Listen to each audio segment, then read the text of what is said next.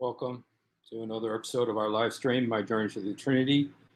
And happy to be with you today. And, some of you guys already know that when I work, I deliver food. And one thing I do when I deliver food is that I listen to stuff on, oh, hey, here's a friend. Why I have also left Christianity and Judaism and atheism, freedom of religion, my friend. Carlo, I hope you're watching. Freedom of religion, my friend. Yeah, you know what? America is the land of freedom of religion. But I just want to say, I don't think that Islam teaches freedom of religion. Okay, you guys, this is a cousin of mine, Carlo. Very happy that you're here, Carlo. But I don't believe Islam believes in freedom of religion. Because Muhammad said, Carlo, about me, because I was a Muslim and I'm a Christian now, Muhammad said I'm supposed to be killed. And I'm sure you know, well, I'm not sure. If you lived in the Middle East, you'll know. But Muhammad said, Men baddal dinu fa uqtilu. Whoever changes his Islamic religion, kill him. And so you say that it's freedom of, you guys, because the question on my Facebook was, why have 1/4 of the Muslims in America left Islam? And so this is what my cousin said. Why have they also left Christianity, Judaism, and atheism? Freedom of religion, my friend. People live, and so, but, my only question is freedom of religion, but I don't believe Islam has freedom of religion. Muhammad said, "Man baddal dinu fa uqtilu." There's a death penalty on my life. There's a death penalty on my life, Carlo. I'm supposed to be killed because Muhammad said, "Man baddal dinu fa uqtilu." Whoever changes religion, kill him. So yes, you want freedom of religion. Everybody can be what they want. But why are people leaving Islam? There's this huge, it's called a tsunami of apostasy, where Muslims are leaving Islam. And why is that? Specifically, like in Iran, they did a survey of over like 33,000 people. I mean, it is a very representative sample. Over half of them have left Islam. That, you can say over half of the people in Iran have left Islam. In Africa alone, according to Al Jazeera, 6 million Muslims a year leave Islam. 6 million Muslims a year. That's like every hour, it's like 1,000 Muslims leave. Why are they leaving like this? Why is there this tsunami of Islam, of apostasy? People leaving Islam. So anyway, I appreciate you commenting. I appreciate you being here. And if you'd like to come on, okay, I'm going to go ahead and put because Carlo is from my village and I know his relatives. I love his relatives. I'm not sure I know Carlo, but I love his relatives. They are my relatives. And so, hey, Hussein is the perfect Christian and ex-Muslim delivery. Look at this. Hey, Hussein is the perfect man, a Christian and an ex-Muslim, and he delivers food too. And he cooks food, and he does dishes. So, and he's single. I'm not advertising. So anyway, one of the reasons now, as you guys saw the thing I made, Alexander the Great and the tsunami. Well, Alexander the Great in the Quran, and there's very few people that argue with this. All of the ancient scholars and everything agree that Alexander the Great in the Quran is called Dhul Qarnayn, meaning the one with two horns. The one like a ram, an animal with two horns. And, in the Quran, he's called Dhul Qarnayn. Well, there's two stories with Alexander the Great. And these two stories are causing lots of Muslims to leave Islam. These two stories about Alexander the Great in the Quran are causing lots of Muslims to leave Islam. And so what I want to do right now is I want to play for you. Now, guys, one of the things when I drive and I'm delivering food, I listen. The other day I was listening to Hatun Tash, and she was talking about this particular subject about yes, he was taught by Aristotle. He was taught, excuse me. Anyway, Hatun Tash was talking about, what Yasser Qadi was saying, and Yasser Qadi was talking about this subject of, because there's this story. It's in the Quran. It's in the Quran twice. It's about Juj or Yajuj. In English, it's Gog and Magog. You know this story. Muhammad heard the Jews talking about Gog and Magog. Gog and Magog is in the Bible several times. The first time you see Gog and Magog is it's the son of Japheth. The son of Japheth. God bless you.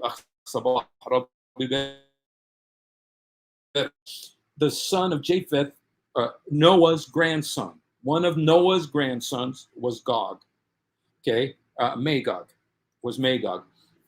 So we have it all the way back in the Torah. We have it in Genesis chapter, I believe it's chapter 10, which is called the Table of Nations, which is where you get Noah, his 3 sons, and then all of their descendants. Chapter 10, it's one of the most phenomenal, accurate, historical documents you'll ever find. The Table of Nations, because it tells you about these different nations and tells you where they went. This was written, you guys, by Moses, 3,500 years ago, and it is one of the most accurate, amazingly accurate documents in all of history. I mean, in terms of geography, demography, it is just a phenomenal document. Genesis chapter 10, the Table of Nations. And so anyway, Yajuj, Majuj, right? And so Muhammad heard the Jews talk, maybe he heard the Christians talk about, but anyway, the first time it's mentioned is with Noah in Genesis chapter 10, because it was his grandson, the son of Japheth. Japheth is the father of the Gentiles. Well, then you come to, or more like Europeans, Indo-Europeans, Asian. Then the next time you hear about Gog and Magog is in Ezekiel 38 and 39. Now, you guys, if you're interested in that, this is about the end times, talking about Gog and Magog attacking Israel. And they're coming with Persia, which is Iran, with Libya, with several other countries, including Ethiopia. Ethiopia, I believe, is Sudan and Somalia. And it's a whole group of nations that's coming to attack Israel. And in them is Gog and Magog. And God is very specific about Gog and Magog. He talks about them being from the north. And we have a friend here, Elmir. I'm not sure who this is, but hello, Elmir. How are you? Hey, good. How about you, brother? Can you hear me okay? Yes, I can hear you. Yeah. No, I'm a brother to you, brother. Oh, okay, welcome. So you're a Christian? Yes, I'm a Christian. All right. Yeah. Well, Today I'm a Christian. I used to be Muslim before. you used to be a Muslim? Yes. Yes, brother.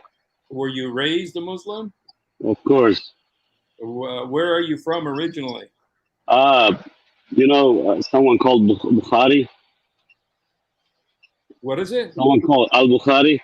Al-Bukhari? At-Tirmizi. Yeah, At-Tirmizi. Yes. From their country. Now I believe. Oh, they're from Persia, right? From Iran. No. Uzbekistan. What is it? Uzbekistan. Bukhara. Wow. Uzbekistan. Yeah. Yeah. Wow. So, Yeah. How did you come to the Lord? It's a long story, brother. One day I will, I want to share, hopefully, if you don't mind, if I start now, like it just takes a longer time. I don't want to disturb, your show. Um, Okay, yeah, but you just brought up a really nice topic, which is, you're so you're so right about Alexander the Great. Having two horns. We grew up, from our childhood reading these books, reading the stories about the two horns, and we knew exactly who it was, right? Alexander the Great. Today, they reject that because it just shows how Quran is fake, and the two horns actually came about the reason why it was called two horns. I mean, he literally didn't have two horns because he was controlling the east and the west. That's why they called him. Two horns. The Alexander Iskandar Zulkarnain. Not yeah, because he had like literal, horns. It was a title given to him it was an honorary title, But yes, probably Muhammad and the, Arabs and at that time, misunderstood that, and they thought, oh, he must have literally have two horns, and they put it into the stories. Even it's amazing, yeah. yeah. Well, it's clear that even there were other groups that used to, I mean, other peoples and nations, and you look and you can find historically that they referred to Alexander as Yes, the one with two horns, and to yeah, where they cannot come right now in the Quran. I mean, the Muslims now cannot come and say, "Oh, it doesn't mean Alexander the Great." And I heard Yasser Qadi. He's saying, "Well, maybe it's Darius, and maybe it's this guy, and maybe it's Cyrus, yeah, yeah, because it's very it's a very for one, it says that he worshipped Allah. He was a Muslim, yes, and that he was a righteous man who did good things. Well, yes, according to actual history, history, he called himself the son of Zeus, who was the Greek, exactly. And then another thing, he was a very unrighteous man. He was Oh very yeah, he was a pagan. He worshipped idols, and so for yeah. them to say that he was this righteous hero, it's almost humorous, It So is. It is very humorous. Yeah, let's say even it's Cyrus or Darius, right? yeah. Both of them were from the Zoroastrianism, like they were Zardusht, They Oh, worshipped those two kings, Darius and Cyrus. They actually worshipped fire, Ahura Mazda. And they could not also be the Zulkarnain because they did not believe in Abrahamic religion.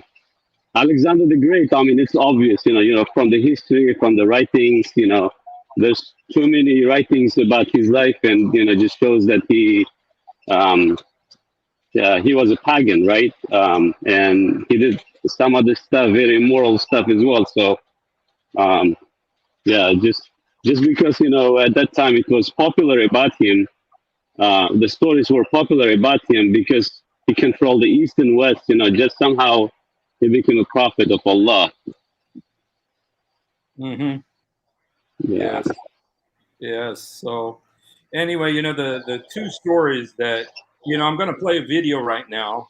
I'm going to play a go video ahead. right now by Yasser Qadi, in which he says the story that we're talking about today about Gog and Magog, that this has caused many Muslims to leave Islam. He says he knows Muslims who have left Islam because of this story, because it is such a ridiculous story about, and just before I get there, I just want to read. This is somebody sent this to me, and I just want to read this.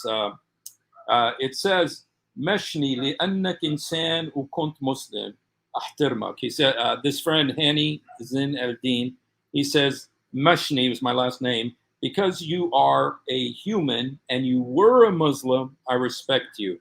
أقول لقد I watched the video of you when you were arguing with Muslims in the park.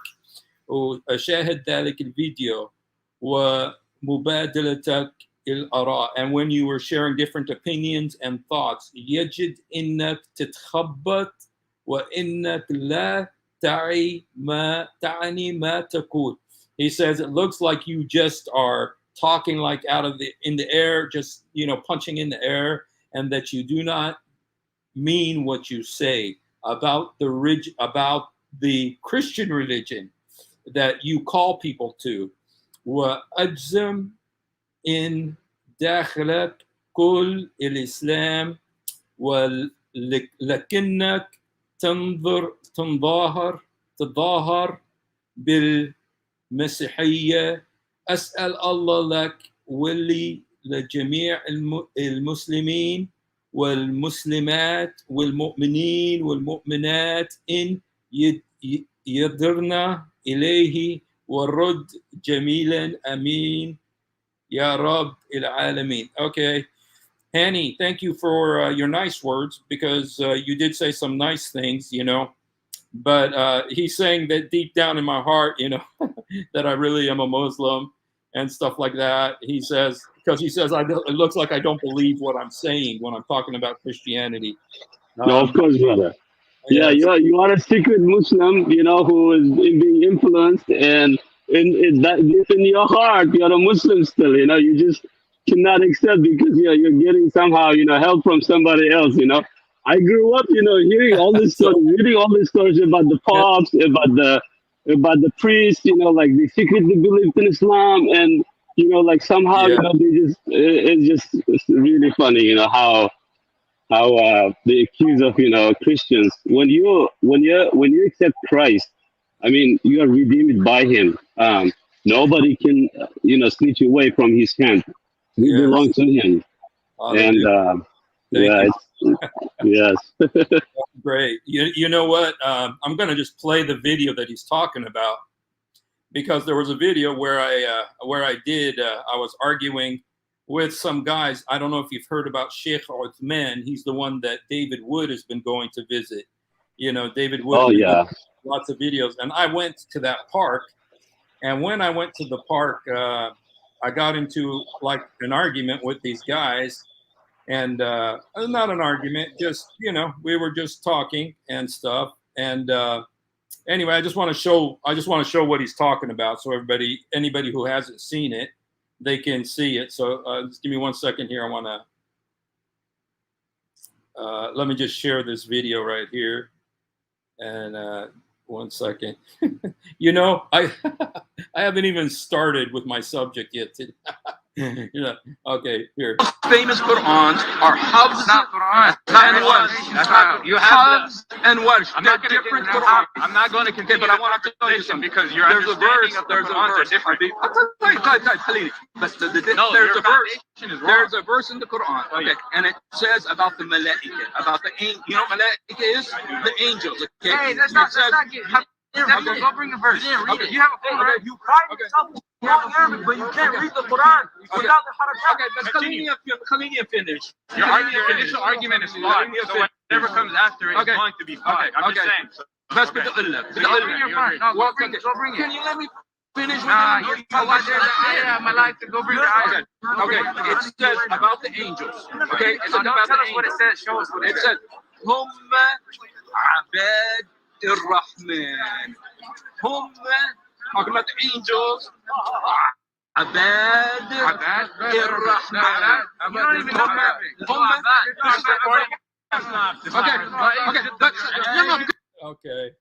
I just wanted to show a little bit, just to show that these guys, what was funny about these guys is that, they tell me, you don't speak Arabic and you can't read the harakat, and none of them were Arabs, they were all from India and stuff, and but none of them spoke Arabic either, and so they were making fun of my Arabic. So, but yeah, you guys, like Steve, you CP, anybody like Al Fadi, you guys are a true a blessing to us, because I know how to read Arabic. I've taken tajweed and all that, but I don't speak Arabic.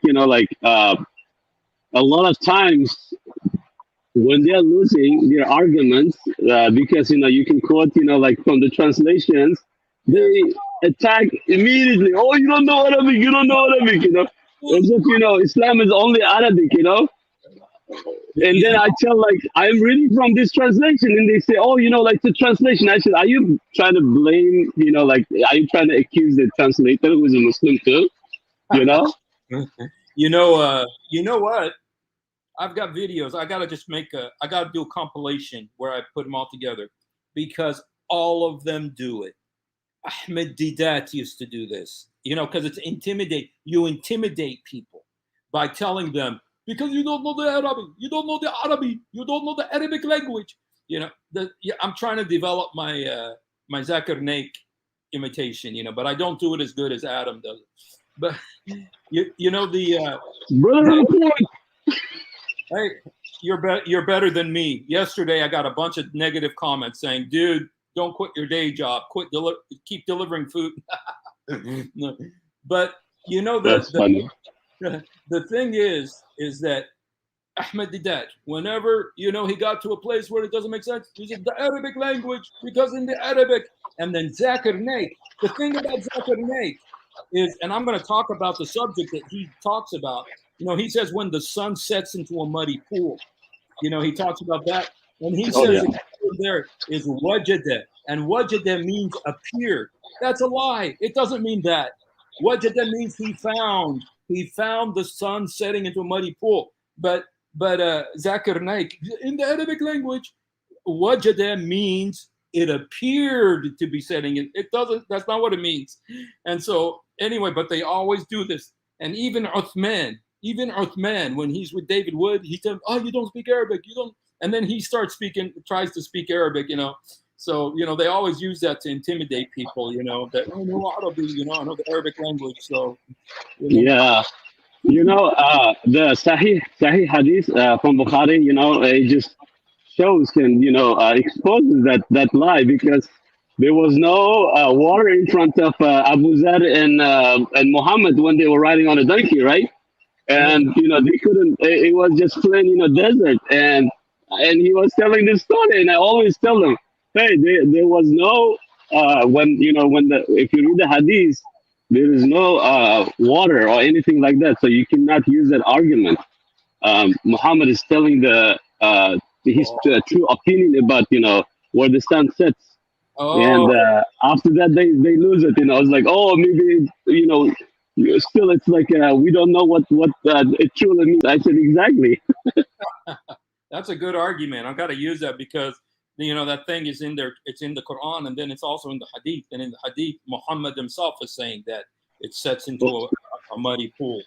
Oh yeah. They were riding a donkey in a desert, and then and he says, what does the sun set? And Abu Zar, of course, he's a favorite.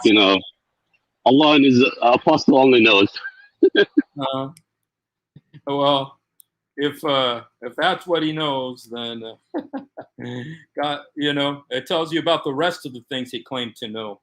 But anyway, I want to go ahead and play this video with Yasser Qadi, and so let's just listen to him because we're talking now about. Okay, let me just one more time real quick. I was talking about Juj and Majuj, Gog and Magog. It comes from the Bible. It was grandson of Noah. It's in Ezekiel 38 and 39. They're going to attack Israel in the end times. And most people believe that Magog is Russia and Gog is the leader of Russia. And then you find it again in the book of Revelation at the very end in 21, after Satan is imprisoned for 1,000 years in the bottomless pit. He's released for a short time. He goes to the north, to the four corners of the earth, and deceives the people, and he brings Gog and Magog. Again, Gog and Magog come to attack. And then the judgment, the final judgment. So you find it in three separate places in the Bible, in Genesis, in Ezekiel, and in Revelation. So it was, and it is a place. It says it's a place to the uppermost north, which most people translate to be Russia, and also the Greek historian Herodotus. He's called the father of history. He said that the Gog and Magog were the Scythians. The Scythians were the Russians who were. Believe it or not, I'm the the Central Asia and the Ukraine was part of that Magog. Oh, I consider myself the generation of Scythians. oh, Um, really? yeah. So Gog is actually not part of Russia. It's actually Syria, Turkey. These countries are considered Gog. But Magog is, like you said, it's upper, north, where you consider the Central Asia, even Afghanistan, and all the way up to Russia, part of Ukraine. Is considered the land of the Scythians, and yeah. All right. Well, let's just look at the verses in the Quran that talk about this because Yes, go ahead, brother. Yes. they're very funny. But let's see this. It says, okay, this is one of the passages. It's in the Quran 2 times, you guys, and it says in chapter 21:96, and says, until Yajuj and Majuj, Gog and Magog, are let loose from the barrier, and they swoop down every mound.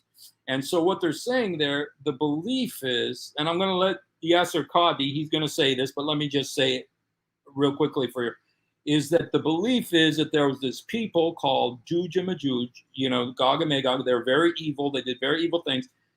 Alexander the Great, Dul Qarnayn, went and he met these people who were saying, help us, Alexander the Great, build something to keep them from attacking us. And so Alexander the Great built this huge wall, and this, you can read this in the Quran. Let's see if we can find it right here. Okay.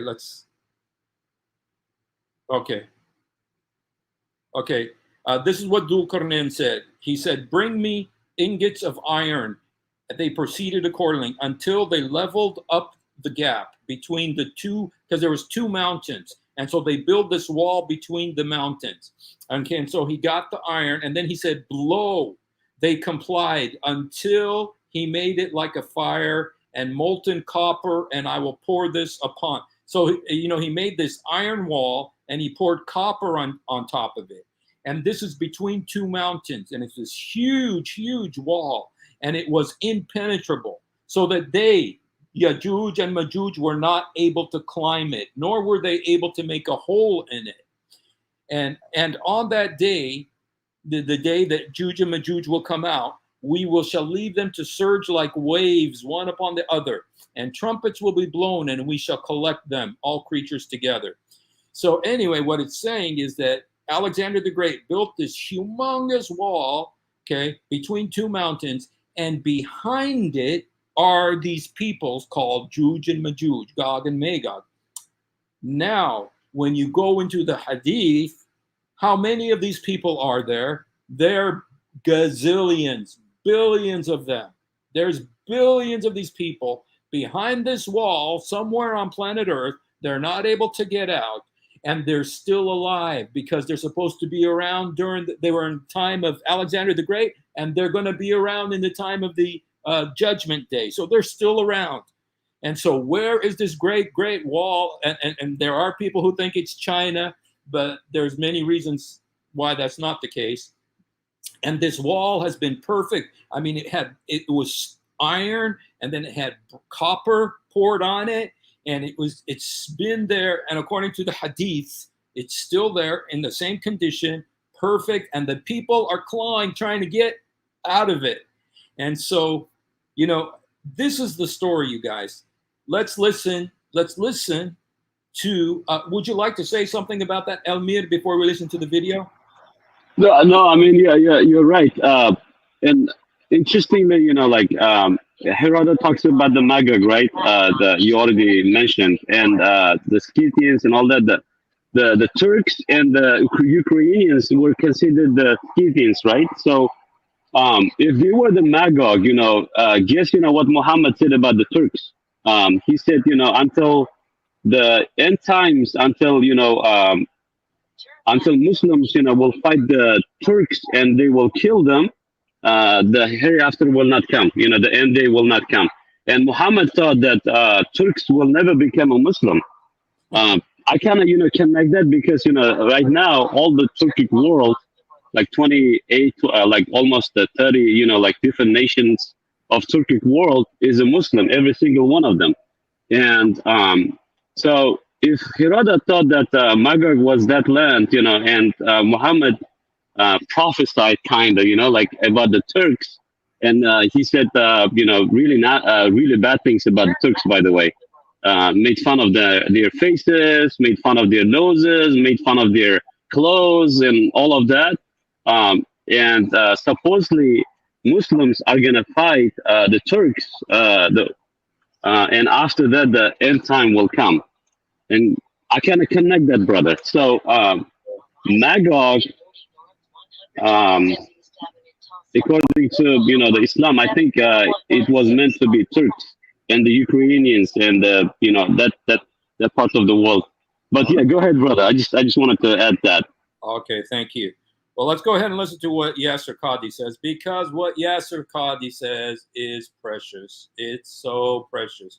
So anyway, and again, I just want to give credit to Hatun Tash because she's the one who did this, and I'm just kind of piggybacking on what she says, but I'm saying it a little bit differently because I'm focusing on Alexander the Great, because he's the one who's leading a lot of Muslims out of Islam. A lot of Muslims are leaving Islam because of the two stories. There's two stories about Alexander the Great that are so bizarre that Muslims, let's listen to Yasser Qadhi. Okay.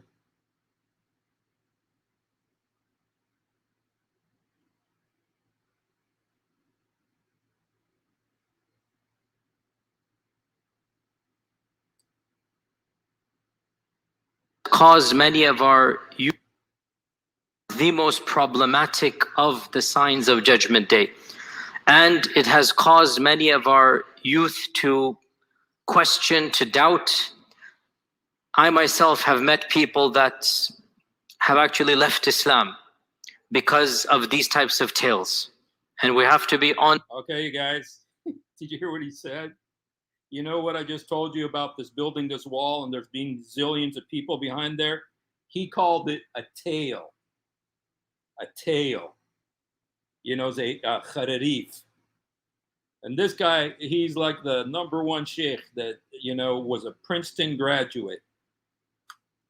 Honest and frank and not pretend as if this doesn't exist. Perhaps some of you are not accustomed to hearing people speak like this, but well, I'm not going back because I want you to hear it. Because of these types of tales. And we have to be and Ma'juj. And the issue of Ya'juj and Ma'juj is actually, for our modern times, I would say, one of the most, if not the most problematic of the signs of Judgment Day. And it has caused many of our youth to question, to doubt. I myself have met people that have actually left Islam because of these types of tales. You hear that? People have left Islam because of these tales. And we have to be honest and frank and not pretend as if this doesn't exist. Perhaps some of you are not accustomed to hearing people speak like this, but my philosophy is different. We are dealing with the crisis of people leaving our faith, our own children, our own young men and women. And of the reasons why is that we are not answering some of these issues that they bring, and we dismiss them. And I myself have discussed many of these issues with these types of people. And one of them, not the only one, but one of them is Ya'juj and Ma'juj.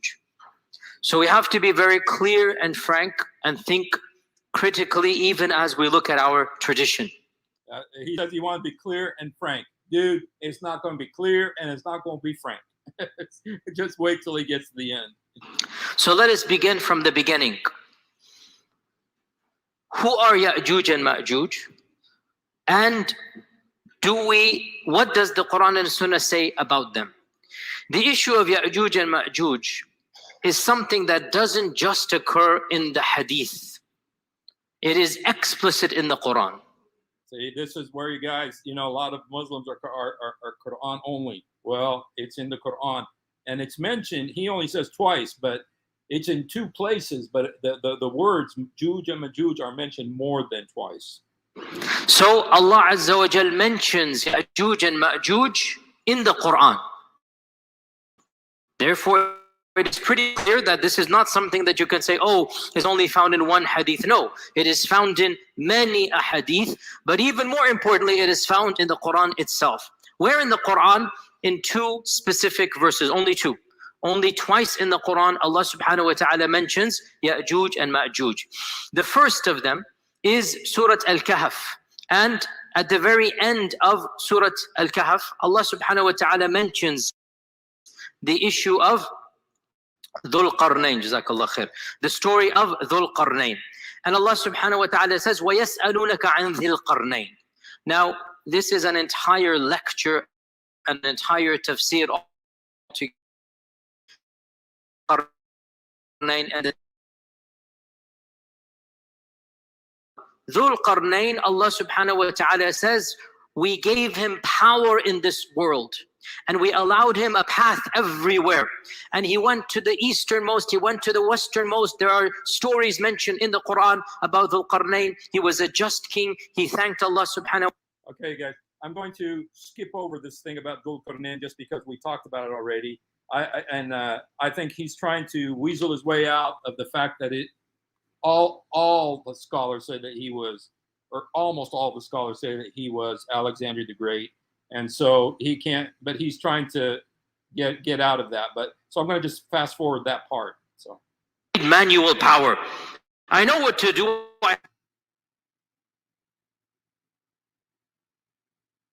With this other nation against Ya'juj and Ma'juj. So, you know, these people are really bad, Ya'juj and Ma'juj. I'll help you. What do I need from you? فَأَعِنُونِي بِقُوَّةٍ أَجْعَلْ بَيْنَكُمْ وَبَيْنَهُمْ رَجَمًا. I need your strength. I need manual power. I know what to do. I have the brains for it, but I need the bronze. I need the people.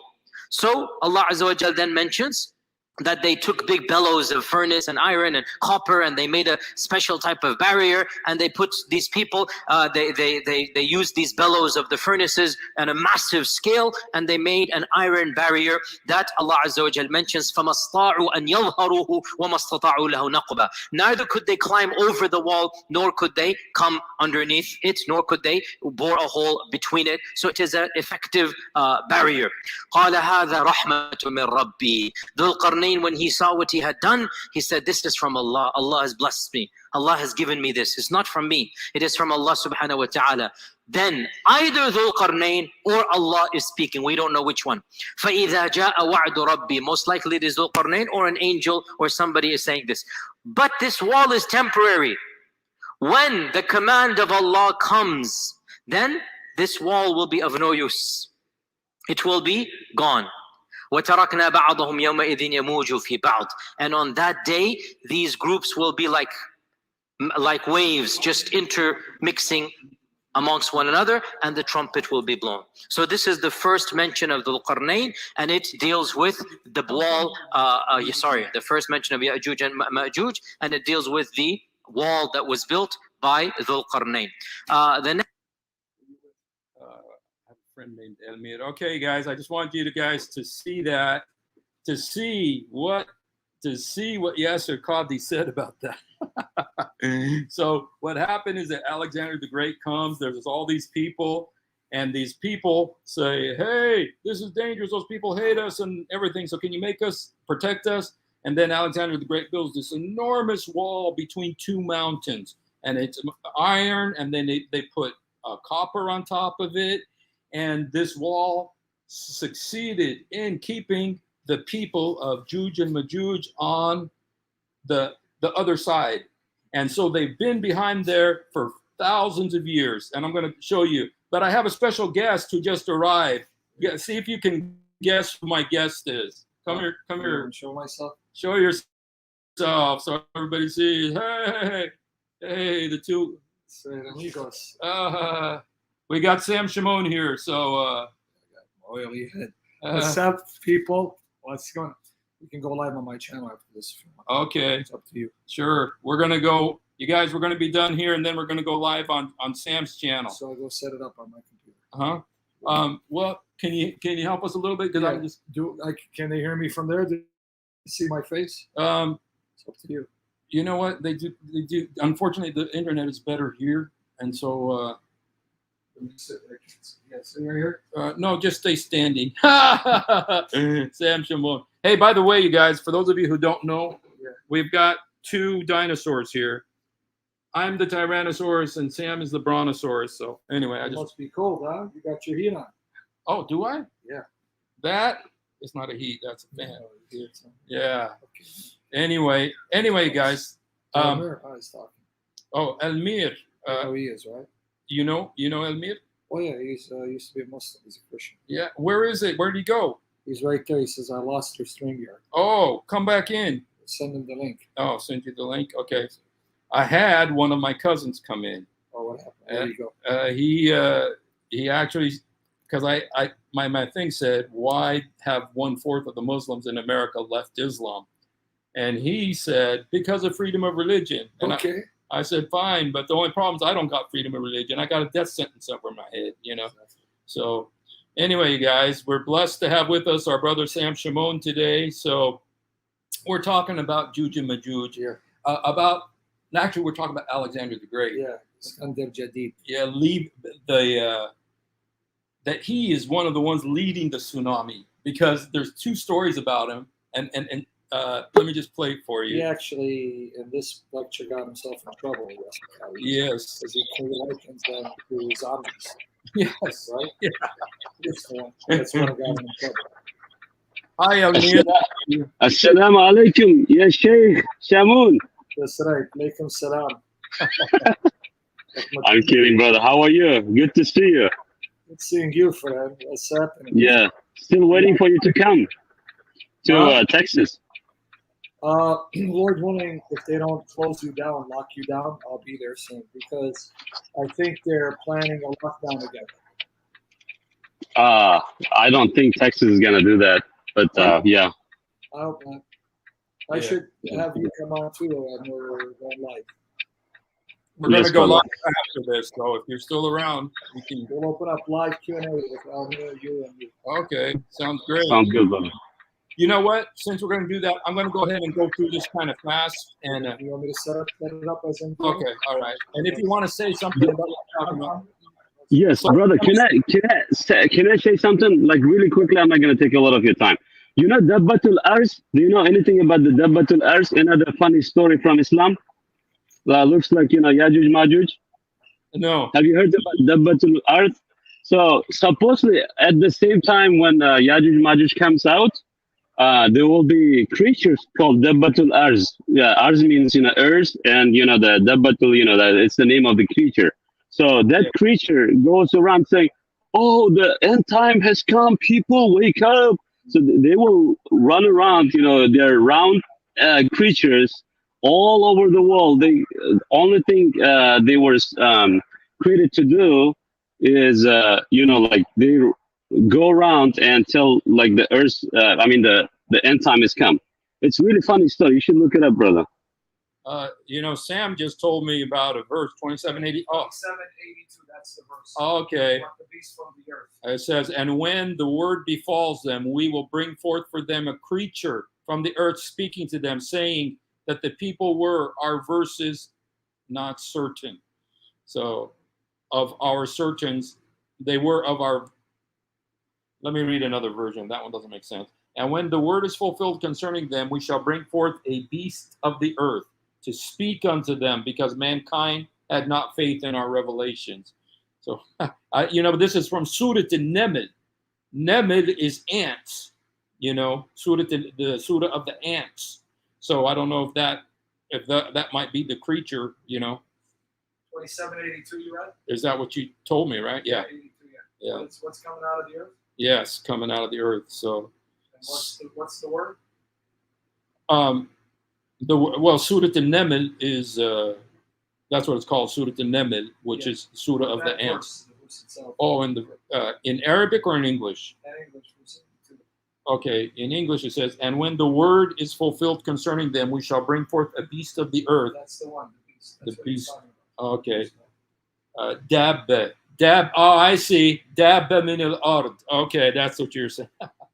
Yeah, the beast of the earth. Okay. تكلمهم إن الناس كانوا إباينا لا Yukanun. Whatever. So, yeah. Well, let's go. Oh, dude, shoot! I just closed. I closed my. I just closed the video. Just take me a second here to open it again. I am now. Just 1 second. Sorry about that. I closed the Yasser Qadi video. There's just a couple of other things I wanted to show from the Yasser Qadi video. And I'm just like, dude, are you for real, man? And he got into a lot of trouble. I saw some of the reactions to what he said, and he got into quite a bit of trouble for this. And so, let's go ahead and put this on here. Okay, the other place I wanted to talk is 18. Okay, let me go to 18. Where is it? How come it's not? Okay.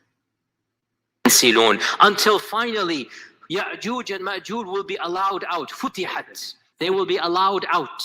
And okay, he's talking about what the verse in the Quran says, that there's going to be an opening and the Gog and Magog are going to be let out from behind those walls. And okay, but I want you to hear what he says over here. This is okay. To Adam, that, O Adam, take the people of Jahannam to Jahannam. And so from every 1,999 will go to Jahannam. You know, what a wonderful success. Every 1,999 go to hell. So. The Sahaba said, Ya Rasulullah, with those odds, how can we be safe? If every 1,900, how can we be safe? What is the statistical chance of us winning? So the Prophet ﷺ said, I give you good of you, there will be 1,000 of Ya'juj. Okay, this is where you get into the thing of how many of these people are there. And Yasser Qadi himself says there's gazillion. He said gazillions of these people. So somewhere on planet Earth, there's this huge wall with gazillions of people trying to get over it. And so, and this is in the Quran, you guys. So this hadith, which is in Bukhari,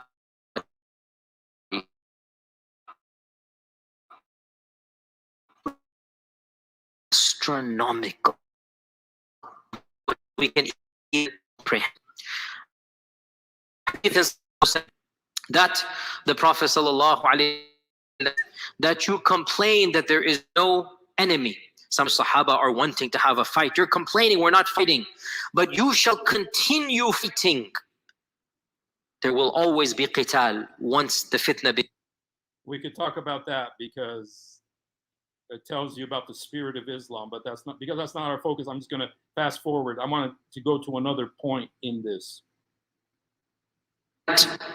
Once Adam had a wet dream and his fluid fell on the earth, and that earth sprouted forth and it became Ya'juj and Ma'juj. So we find this in our folklore, and we find it in respectable medieval books. And that's why, dear Muslims, we do need to be critical of our own tradition.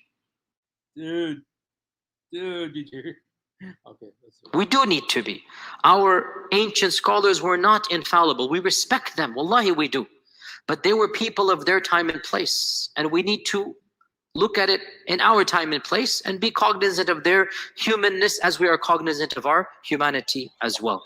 So this is also found that Ya'juj and Ma'juj are Bani Adam but not Bani Hawa. Go figure. So they're the children of Adam but not the children of Eve. Wow. In any case,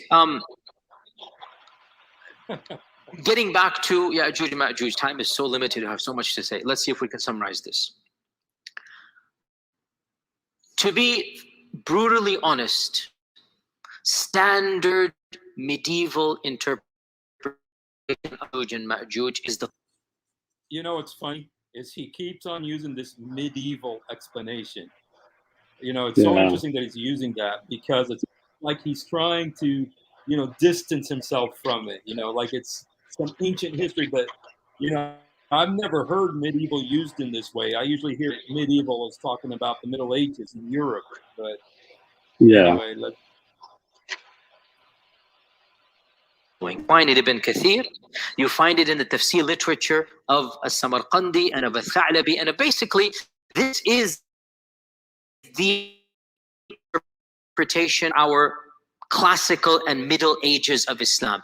Ever since the beginning of writing tafsir, let's say 300-400 Hijrah, up until pre-modernity, up until going to CE 1800s or what. If you look at any book of tafsir, any book of history, the notion was the following.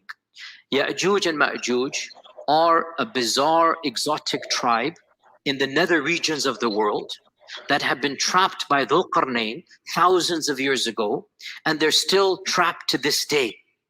And quite a few medieval historians have reported that I know of a friend of mine who traveled to the end of the world and he saw with his own eyes the wall of Ya'juj and Ma'juj. We find this in respectable Islamic books. Respectable Islamic books. The notion that Ya'juj and Ma'juj are a... Yeah, go ahead. Yeah, so it's really interesting, brother. So I talked a little bit about, how Muhammad made fun of Turks and all that, right? So I want to connect that dot again. This is my theory again. My brother, Shamun, he's an encyclopedia. He may, jump in as well on that. So the people he's quoting, As-Samarkandi, is also Turk. Bukhari is also a Turk. And a lot of the Zamakhshari was also a Turk, the first, commentator on the Quran. So they were the Turks as well. And Muhammad hated Turks, but the Turks actually developed... I'm sorry? No, go ahead. Okay. So they actually developed the Aqidah of Islam, all these people. So Muhammad talking about, Yajuj, Majuj, and the Quran talking about Yajuj, Majuj, and we have a history telling us who the Gog is and who the Magog is, right? We know because, Magog, by Herodot was told that the people of the Scythians, right? So Scythians lived in the Central Asia, Eastern Europe, around that area. So Gog is Syria, Turkey, around that area, right? So now history kind of, tells us the true facts, but Quran tells us what people made after that. Like when people talk about, let's say, they heard about the Steve, how wonderful he is, and Sam Shamoun is how wonderful he is, and after 100 years, people start talking about him. Oh, Steve Husney was so strong, he could lift I don't know, maybe like a whole house or something, like how Arabs at that time, the part of the Middle East, we used to make all kinds of stories, right? Funny stories, how we were powerful, and people did all these things. And after 100 years, those folklores become very popular. And believe it or not, this is what we get from the Quran. All the widespread popular folklore that people made it up got into the Quran, and now we have this, amazing facts that doesn't support the history. You know what I mean, brother? Yes, I do. And you know what? I think Yasser Qadhi said that, because what did he say at the beginning? He says many Muslim youth are leaving the Islam because of these tales. He called them tales, like fairy tales, like Cinderella, or Sleeping Beauty, or Robin Hood, and so he called it a tale. He called it a tale. And you know what is funny? What's funny is watching them take these fairy tales and now trying to legitimize them. Because my goodness, we don't have time to watch the whole thing. But he actually talks about from satellites. How come from satellites they haven't found this wall? So I will tell you another historical fact, brother, Steve. So actually, Iskandar Zulkarnain, the story kind of makes sense, with the history. If you think about it, not that, not to that extent the Quran explains, but at the same time, Iskandar Zulkarnain, the Alexander the Great, actually took over Central Asia, which is, used to be Bactria, Sogdiana, and the third country was um, I can't remember the third. So the Bactria and Sogdiana was the very big cities around that time. For the Scythians. So what happened was when the Alexander the Great attacked, the people of that place, they were nomadic and also very powerful warriors. The Great Silk Road. They controlled as even later centuries. They controlled as a policeman of the Great Silk Road. So because they were so powerful in fighting, Alexander the Great had so much trouble, and he could not even keep control, like peace in those countries, even after he conquered the land. What he had to do was he actually married a lady from the king from the king's family of the Bactria. Her name was Roxana, I believe, Roxana. So he married to that lady to keep peace in those lands. If he didn't do it, they would fight back and made so much trouble to the Macedonians. So that's why he had to bring 50,000 Greek families to interchange, with the families so he could keep that land. So if you think about it in the history, because those people they were so warrior, they were so powerful in fighting. The story makes sense because if you look at the Yajuj Majuj, what did they do eventually? They fight, right? So it's just interesting, how the historical facts became a folklore, all of a sudden. Yeah, well, a lot of time there's a kernel of truth in a lot of even these tales, even the tales. There's a kernel of truth somewhere. There's something, and then they kind of changed it and made it, and so anyway, let's hear what he's got to say now. This gets funny, man. Living tribe, blocked to this day behind the wall that was built 4,000, 5,000 years ago. Okay, so he's talking about Juju Maju. He said that they're to this day, until today, because they're going to be around till Judgment Day, so they're still there, and this wall is still there. Wall miraculously is still there. People can see on the one side, and on the other side, you have these savages that Allah knows how they're eating, drinking, replicating, whatnot, and they're still there for eons and eons and eons. This is the standard interpretation of our scholars of the tradition, not of the Quran and Sunnah. You understand what I'm going to get at, okay? We don't blame them. In their time frame, the world was unexplored. In their time frame, nobody traveled the world. The reason why Marco Polo became famous and Ibn Battuta became famous was because they traveled half the world. That's it. And they became my goodness, wow. Because they did what nobody had done. They simply went from one side of the known civilized world to the other side, and they... one thing we don't have time to do, but, I know oh my goodness. is to actually get the reaction of sheikhs to what he's saying. They are furious. They're saying, no way, you don't talk about the words of Allah. You don't talk about the Quran. You don't talk about no, brother. No, this is actually telling the truth. I mean, he's telling, yeah. Marco Polo, where did he go? Do you know?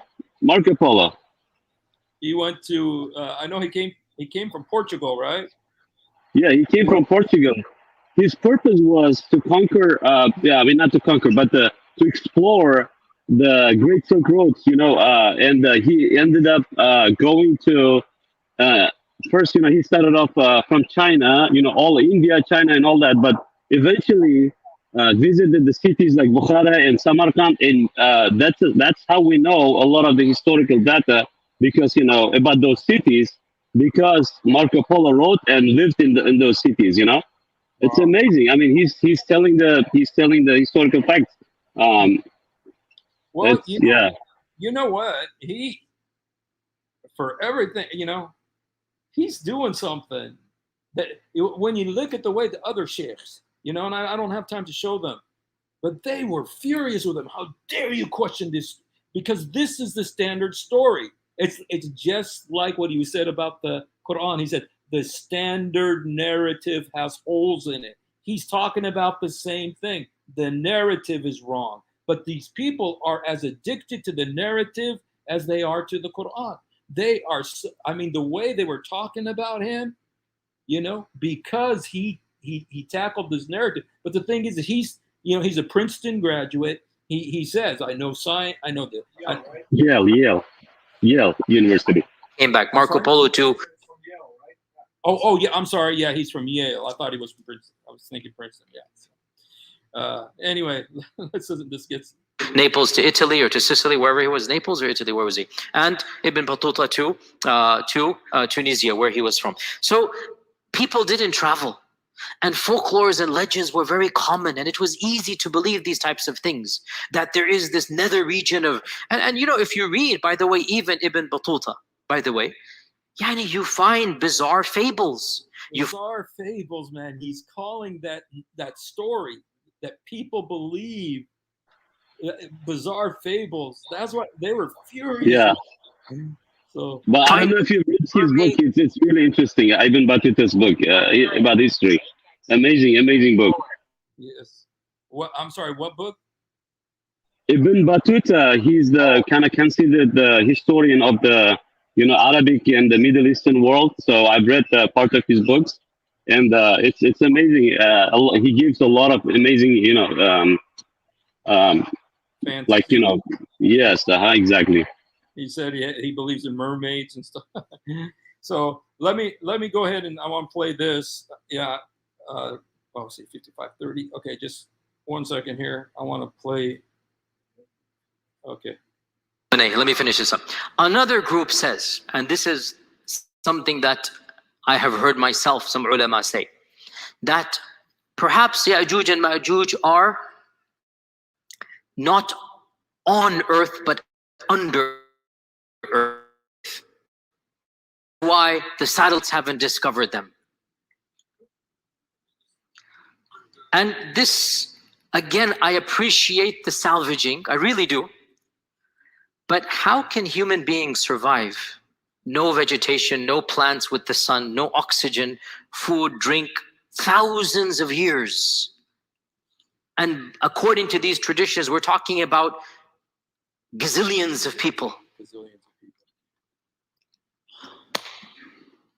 What is the answer to this conundrum of Ya'juj and Ma'juj? I will disappoint you by saying there is no clear-cut answer. You know what?